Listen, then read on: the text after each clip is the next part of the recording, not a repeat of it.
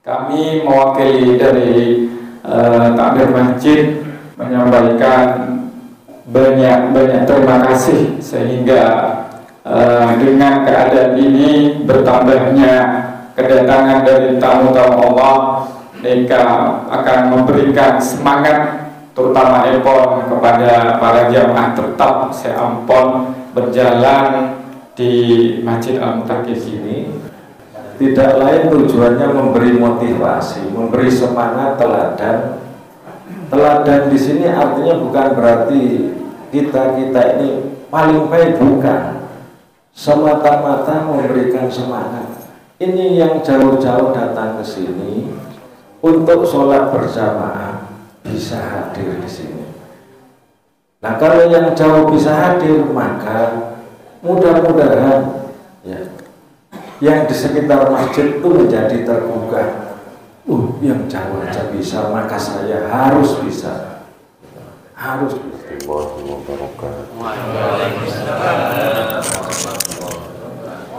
Bismillah, alhamdulillah, salatu wassalamu ala rasulillah Sayyidina Muhammad wa ala alihi wa sahbihi wa mawala.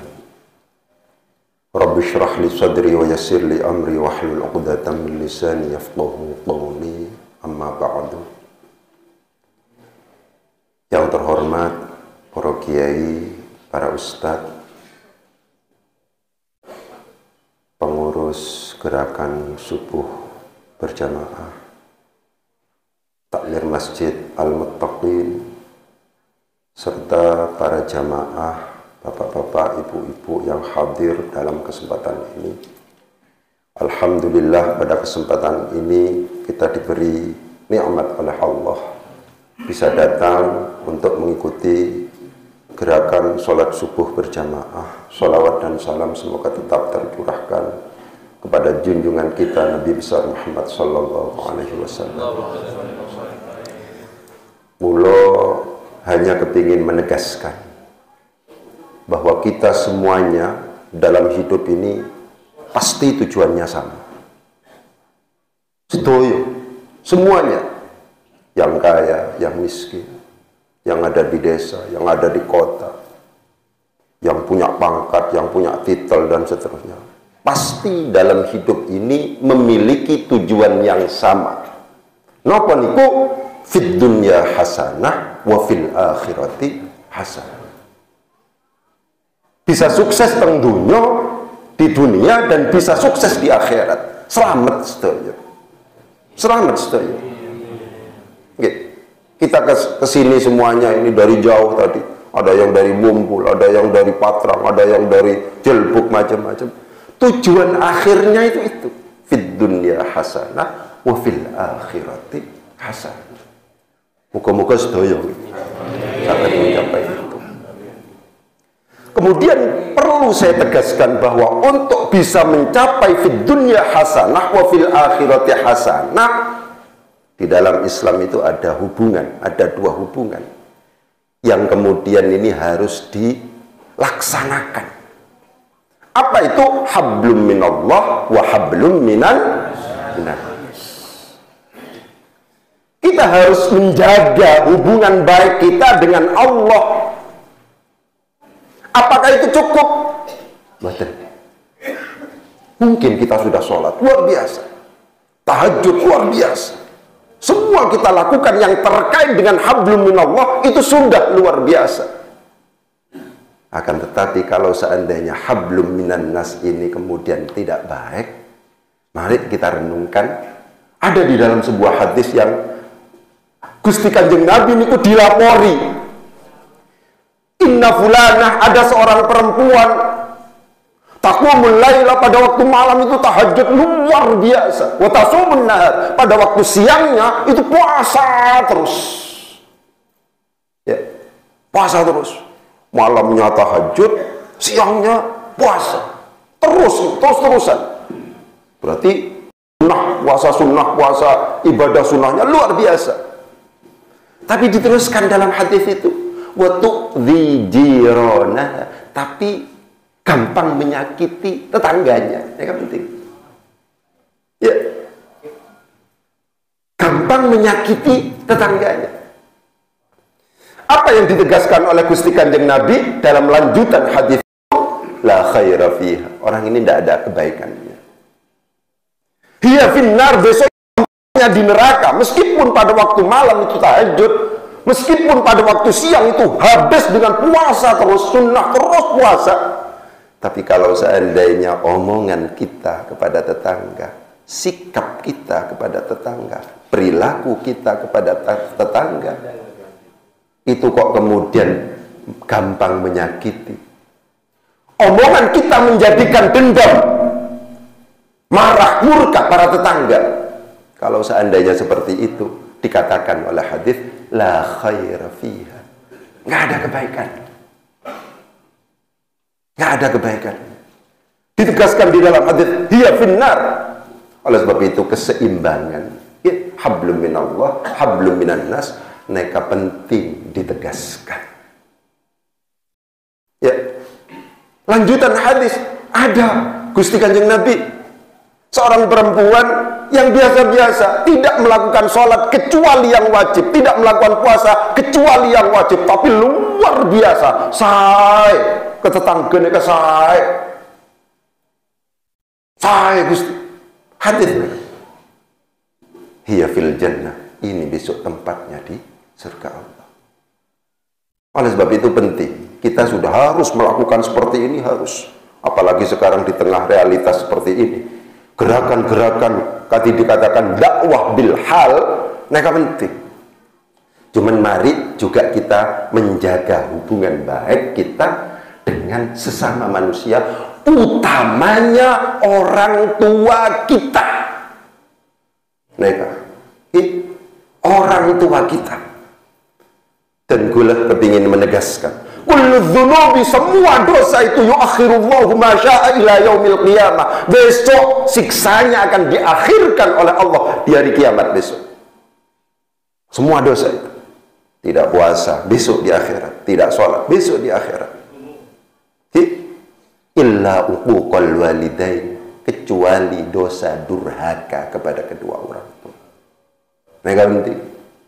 Fa innahu yu'ajjiluhu fil hayatid dunya qabla al-mamati. Untuk dosa durhaka kepada kedua orang tua akan ditakjil oleh Allah, akan disegerakan oleh Allah fil hayatid dunya, di dalam kehidupan dunia, qabla al-mamati, sebelum kematian tiba.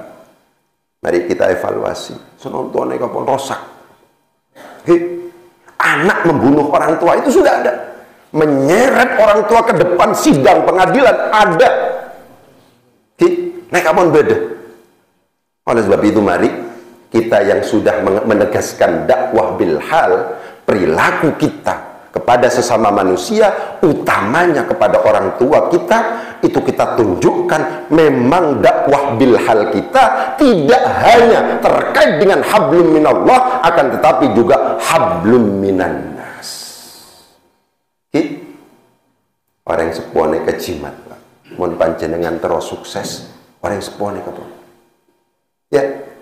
Kenapa? Ridallah fi ridal walidain wa sukhtullah fi sukhtil walidain. Ridhonya Gusti Allah itu tergantung pada ridhonya orang tua. Murkanya Gusti Allah juga tergantung pada murkanya orang tua. Ngerti Pak? Allah itu pemilik segalanya. Kalau seandainya Allah itu terlibat dalam kehidupan kita, ada ma'iyah, ada kebersamaan, lebih disebabkan karena kita mendapatkan ridho dari orang tua, sehingga Allah ridho kepada kita, sudah kehidupan ini semuanya mudah, tidak akan ada. Tidak ada. Kenapa kok kemudian masalah kecil menjadi berlarut-larut? Masalah kecil kok kemudian menjadi besar, tidak bisa diselesaikan, padahal receh, padahal remeh. Karena kita sedang ditinggal oleh Allah. Kenapa kita kok ditinggal oleh Allah? Karena sikap dan perilaku kita, utamanya kepada kedua orang tua kita, itu tidak menjadikan Allah ridho. Bengal Pak, durhaka kepada kedua orang tua. Mari kita renungkan cerita yang terjadi pada Alqamah. Mereka luar biasa, hebat. Alqamah mereka hebat. Alqamah itu adalah orang yang hablum minallahnya, sahabat yang hablum minallahnya, mereka luar biasa, luar biasa. Cuman di akhir hayatnya terancam su'ul khotimah. Dituntun untuk mengucapkan la ilaha illallah. Mereka kesulitan sampai istrinya itu bingung. Kok bisa kebiasaan kesehariannya itu luar biasa, tahajudnya, puasanya, sedekahnya luar biasa. Di akhir hayatnya ketika dituntun la ilaha illallah, ketika ditalqin, mereka sulit. Akhirnya coba lapor pada Gusti Kanjeng Nabi. Gusti Kanjeng Nabi pada waktu itu ngirim 3 sahabat, tetap saja tidak bisa. Akhirnya ibunya dipanggil. Ada apa ini, Bu? Gimana ibadahnya? Luar biasa, sedekahnya luar biasa. Cuman Gusti Kanjeng Nabi, saya sempat sakit hati kepada anak saya ini. Karena anak saya lebih mengutamakan istrinya dibandingkan dengan saya, ibunya. Saya dipeterbengkalaikan, Gusti. Sehingga saya tidak senang pada anak saya ini. Gara-gara tidak mendapatkan ridhonya, akhirnya yang namanya Alqamah ini terancam su'ul khotimah, akhir hayat yang jelek. Mereka penting. Akhirnya sampai, ya sudah dimaafkan. Tidak. Ya sudah, kalau seandainya tidak dimaafkan, sudah, para sahabat, ambil kayu bakar, akan saya bakar ini. Jangan, Gusti Kanjeng Nabi. Bagaimanapun salahnya anak ini, anak saya ini kepada saya, tapi ini adalah darah daging saya. Ya sudah, dimaafkan. Akhirnya dimaafkan, dan ketika mendapatkan maaf dari orang tuanya, lancar berbicara, akhiru kalamihi la ilaha illallah. Mereka penting keseimbangan. Kepada istri juga demikian. Kepada istri juga demikian. Saya kepingin menegaskan, khairukum li ahli wa ana khairukum li ahli. Yang paling baik di antara kamu semuanya adalah yang paling baik memperlakukan istri kamu. Apakah kita termasuk umat Muhammad terbaik? Bagaimana sikap kita kepada istri kita? Kalau seandainya kita sikapnya itu ya luar biasa, gampang mukul, gampang marah, gampang menghardik istri kita, macam-macam itu. Meskipun kita merasa hablum minallahnya itu luar biasa, itu menurut Gusti Kanjeng Nabi tidak termasuk dalam kategori umat Muhammad terbaik. Khairukum li ahli wa ana khairukum li ahli. Pun juga demikian ibu-ibu kepada para suami. Sampai ditegaskan di dalam sebuah hadis, lau kuntu amiran ahadan ayyasjuda li ahadin, kalau seandainya saya harus diperintahkan, harus memerintahkan seseorang untuk bersujud kepada yang lain, la amartul mar'ata an tasjuda li zawjiha, maka saya akan memerintahkan para istri-istri itu untuk bersujud kepada suaminya. Di dalam Islam, pola hubungan suami istri mereka berimbang, harus mempersembahkan sikap terbaik kepada pasangannya masing-masing. Mereka penting. Kepada anak, mereka gerakan-gerakan semacam ini kalau bisa, itu jangan sampai kemudian kita lupa pada anak kita misalnya. Anak kita harus kita ajari. Ketika pada saatnya kita diberi amanah berupa anak, maka kita juga diberi tanggung jawab, diberi kewajiban untuk ngajari anak kita. Bagaimana cara wudhu yang benar, bagaimana cara tayamum yang benar, bagaimana cara mandi yang besar, mandi besar yang benar. Itu adalah kewajiban kita semuanya. Kalau seandainya kemudian tidak mampu, itu harus kita kirim ke TPQ, kita kirim ke madrasah diniyah, kita kirim ke pondok pesantren. Jangan biarkan anak-anak kita itu hidup dalam keadaan tidak ngerti ilmu agama. Kenapa? Karena di dalam sebuah hadis, di dalam kitab Tanqihul Qaul, di sana disebutkan, man taraka waladahu jahilan, barang siapa yang meninggalkan anaknya dalam kondisi bodoh, gak bisa sholat, Pak, gak bisa baca Quran, tak bisa cara wudhu yang benar, tak iajarin. Bagaimana bentuk ibadah-ibadah itu tidak diajari. Ibnu Ruslan di dalam Matan Zubat yang mengatakan wa kullu man bi ghairi ilmin ya'malu a'maluhu mardudatun la tuqbalu. Wa kullu man, dan setiap orang bi ghairi ilmin yang dengan tanpa menggunakan ilmu ya'malu melakukan amalan ibadah, a'maluhu maka amal perbuatannya mardudatun ditolak, la tuqbalu tidak diterima. Mereka penting. Man taraka waladahu jahilan, barang siapa yang meninggalkan anaknya dalam kondisi bodoh, gak bisa wudhu dengan benar, gak bisa sholat dengan benar, gak bisa tayamum dengan benar, gak bisa baca Quran dan seterusnya, karena kullu dzambin amilahu alaihi, maka setiap dosa yang dilakukan oleh anak kita itu juga dibebankan kepada kita. Mereka penting ya.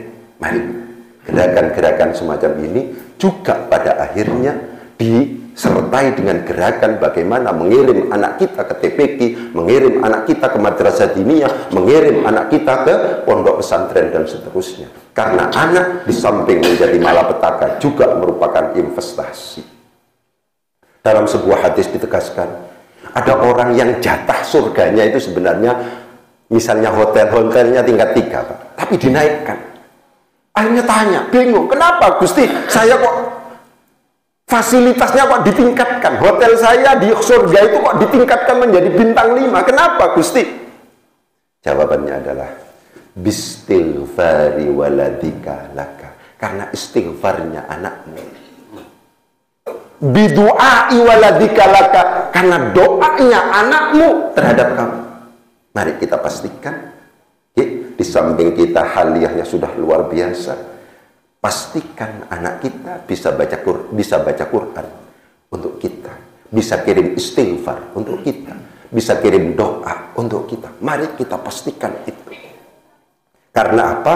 Sekarang yang namanya madrasah diniyah sudah tidak menjadi menarik sekarang. TPQ dan seterusnya kadang dikalahkan dengan lembaga pendidikan formal dan seterusnya. Mereka penting untuk kemudian ditegaskan, pastikan anak kita pada akhirnya akan menjadi investasi kita, utamanya besok ketika kita di akhirat. Itu seperti itu.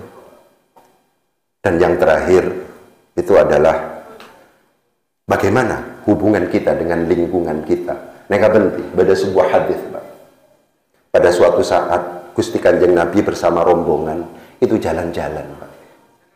Jalan-jalan. Kebetulan ada orang meninggal dunia. Siapa yang meninggal dunia ini? Si A. Itu kesaksian spontan, kesaksian baik spontan. Mereka mengalir dari orang yang ada, dari para sahabat yang ada di sekitar Gusti Kanjeng Nabi. Mereka saya Gusti. Si A mereka saya. Yang wafat ini saya luar biasa. Omongannya itu tidak pernah menyinggung orang lain, sodakohnya luar biasa. Pokoknya yang baik-baik itu mengalir semuanya, Pak, secara spontan. Kenapa jawabannya Gusti Kanjeng ini? Wajabat wajib. Wajabat wajib. Di dalam hadis Imam Ahmad diriwayatkan Ahmad itu adalah 3 kali. Wajabat wajib. Gitu. Terus berjalan. Ada jenazah yang kedua yang meninggal. Kalau ini siapa yang meninggal? Kalau ini yang meninggal si bewu moneka Gusti. Olak neka pun. Sobung kebi salah. Tokaran beneka, tokaran beneka, tokaran beneka. Tidak bener orang. Sobung bener orang mereka. Kenapa jawabannya Gusti Kanjeng Nabi? Wajabat wajib. Wajabat wajib. Wajabat wajib. Itu. Ada Umar yang ada di sekitar rombongan Gusti Kanjeng Nabi. Ma wajabat ya Rasulullah. Kenapa yang dimaksud dengan wajabat? Ada orang meninggal dunia dan kami secara spontan bersaksi bahwa yang bersangkutan itu adalah orang baik. Panjenengan ngendikan wajabat. Kemudian kita berjalan lagi dan kemudian kita bertemu dengan jenazah yang kedua dan secara spontan kami bersaksi bahwa yang bersangkutan itu adalah jelek. Panjenengan juga tetap mengatakan, ngendikan wajabat, wajabat, wajabat. Nah wajabat ya Rasulullah. Kenapa saya maksud wajabat mereka ya Rasulullah? Mereka ditegaskan, antum syuhadaullahi fil ardi. Kamu semuanya ini adalah saksi-saksi Allah di dunia ini. Faman athnaitum alaihi khaira, barang siapa yang engkau persaksikan sebagai orang baik, tangga-tangga itu mengatakan panjenengan baik saja, wajabat lahul jannah, maka wajib untuk yang bersangkutan surganya Allah. Tapi waman aflaitum alaihi syarra, dan barang siapa yang engkau persaksikan sebagai orang jelek, wajabat lahun nar, maka wajib untuk yang bersangkutan nerakanya. Muslim Allah. Orang-orang yang ada di sekitar kita, istri kita, suami kita, anak kita, lingkungan kita, atasan kita, bawahan kita, itu ternyata justru yang menentukan, memastikan apakah kita termasuk dalam kategori ahli surga atau ahli neraka. Inilah alasan kenapa kok kemudian ketika yang namanya mayit itu mau diberangkatkan, biasanya ada isyhad kasar. Assalamualaikum warahmatullahi wabarakatuh. Ngaten nggih? Niki sae napa sae? Neka baik apa baik? Bilena teman baik napa baik lho, Pak. Itu gara-gara ini. Kita semuanya ini adalah menjadi saksi. Oleh sebab itu pastikan orang tua kita bersaksi bahwa kita sebagai anak adalah anak yang baik. Pastikan anak kita bersaksi bahwa kita sebagai orang tua adalah orang tua yang baik, orang tua yang bertanggung jawab, karena kullukum ra'in wa kullukum mas'ulun an ra'iyatih. Jangan sampai ketika anak kita ditanya oleh Allah, "Le, awakmu kok gak sholat, Le?" Kula mboten diajari kalian orang tua saya. Kok maca Qur'ane sampean gak bener niki? Kula mboten nate diajari kalian tuh orang tua saya. Mboten dikirim ke TPQ, mboten kirim di dunia, mboten dikirim ke pondok pesantren dan seterusnya. Jangan sampai itu. Mari kita pastikan tetangga-tetangga kita itu bersaksi bahwa kita yang merupakan bagian dari anggota lingkungan masyarakat itu adalah termasuk anggota yang baik. Kalau seandainya kemudian kita itu sudah mendapatkan pengakuan baik, pengakuan spontan dari orang-orang yang ada di sekitar kita bahwa kita itu adalah orang baik, insya Allah pada akhirnya gelak kasah, wajib, wajib. Jadi masuk surga ini sebenarnya gampang. Jangan sampai menyakiti orang-orang yang ada di sekitar kita. Rumusnya itu. Jangan sampai kemudian orang lain tersinggung gara-gara ucapan yang kita ucapkan untuk mereka. Ngendikan Gusti Kanjeng Nabi, fal yaqul khairan aw liyasmut. Nekah, hadis nekah, ngomong yang baik. Kalau tidak bisa ngomong yang baik, diam. Nekah mau diterapkan, mereka masuk surga manjenengan. Fal yaqul khairan aw liyasmut. Ngomong yang baik. Kalau seandainya kita tidak bisa ngomong yang baik, aw liyasmut, diam kepada istri kita, kepada orang tua kita. Kalau seandainya kita tidak bisa ngomong yang baik, diam kepada tetangga kita, kepada anak kita. Kalau seandainya kita tidak bisa ngomong yang baik, diam. Fal yaqul khairan aw liyasmut. Insya Allah, kalau seandainya kita dalam hidup ini menggunakan satu hadis ini saja, itu luar biasa. Insya Allah kita pada akhirnya yang menjadi tujuan kita fid dunya hasanah wa fil akhirati hasanah, ini bisa kita capai. Mungkin itu yang bisa saya sampaikan, kurang lebihnya mohon maaf. Wabillahi taufiq wal hidayah. Wassalamualaikum warahmatullahi wabarakatuh. Bismillahirrahmanirrahim.